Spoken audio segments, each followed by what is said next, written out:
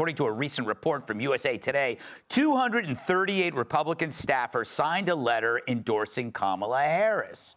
The letter claims that another Trump presidency would irreparably damage our beloved democracy. And although they disagree with the Dems, the alternative is simply untenable. The staffers worked for McCain, George W. Bush, Mitt Romney, meaning the same people who were also once deemed a threat to democracy by the Dems. How quickly the stupid forget. So how is it that 238 genuine conservatives are so offended they're fleeing the GOP to glom onto the most liberal presidential candidate of our lifetimes, a lady unburdened by the weight of brain cells? A woman so left, she's left reality. I mean, this is a crackpot who bailed out violent felons, wants to tax money you haven't made yet, while also demanding that you pay for inmate sex changes. If she got any nuttier, you could feed her to an elephant. But the answer, as ever, is one word: Trump, and it trumps everything. It's never policy because they never mention it. Instead, they prattle on about nebulous fears while catering to a party that imports killers and rapists because apparently ours aren't up to the job. And they wrote a similar letter in 2020. So how'd that work out? We know. It's like being circumcised with a spork for the past 4 years. We could go through the list of disasters from the border to Afghanistan, crime, inflation, not to mention the odd staffing decisions.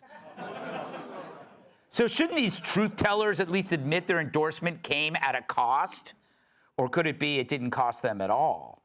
They got a payoff, the media's strange new respect, invitations to cocktail parties previously off limits, a guest spot on CNN sniffing Jim Acosta's farts. And so after 4 years of left-wing lunacy, they went and did it again as if nothing happened in between. And you know it's not about policy. Hell, even Harris is stealing Trump's positions. Instead, it's that he refused to do it their way. So in a way, it's like suing the doctor who saved your life because he shaved your head to cut the tumor out. So now they're on the warpath like Liz Warren at a Columbus Day parade. You know, it's no question these Republicans took similar abuse from the left that Trump takes now. Every day, George W. Bush was called a war criminal. They deemed Romney a bigot, a cracker who'd put blacks back in chains. And there's McCain, who was loved by the media until he ran against Obama. Then he became the old reactionary bigot who'd bomb Iran and cause World War III. It's obvious these Republicans are more full of than a hotel toilet at an IBS convention. They're really just swamp rats terrified of the orange monster because he flipped the script. When Trump came along, nothing went according to plan. Republican or Democrat, there's an approved way of doing these things, approved pipelines to produce candidates. And Trump unclogged that pipeline with a fire hose filled with X-Lax. No wonder they act like they got their prostates punched by Mike Tyson.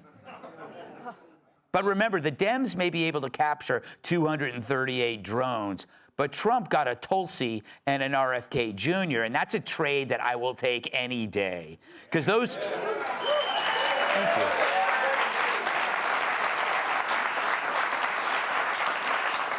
Because those two aren't just signing letters. They're putting themselves out there, offering ideas and discussing solutions. People who are, like Trump, willing to break the mold. So if you're truly radical, a rebel in the purest sense, how can you not do the same? You know, they sued Trump, they tried to arrest him, they tried to kill him, they changed laws and the ways we voted to prevent him from winning, they shamed, targeted, and hoaxed not just him, but also his supporters. What does that tell you? He's scary, scarier than a court-ordered orgy with The View. So this is the moment when you ask, do you want to join a petition of or a pirate ship full of scary people? The great thing about being on a pirate ship, you've already decided that you don't give a what people think. You're free, freer than those petition-signing pansies. Unlike them, you aren't desperate for acceptance. You are your own person. You don't need to belong. You just need to be honest, especially on November 5th. Click here to subscribe to the Fox News YouTube page to catch our hottest interviews and most compelling analysis. You won't get it anywhere else.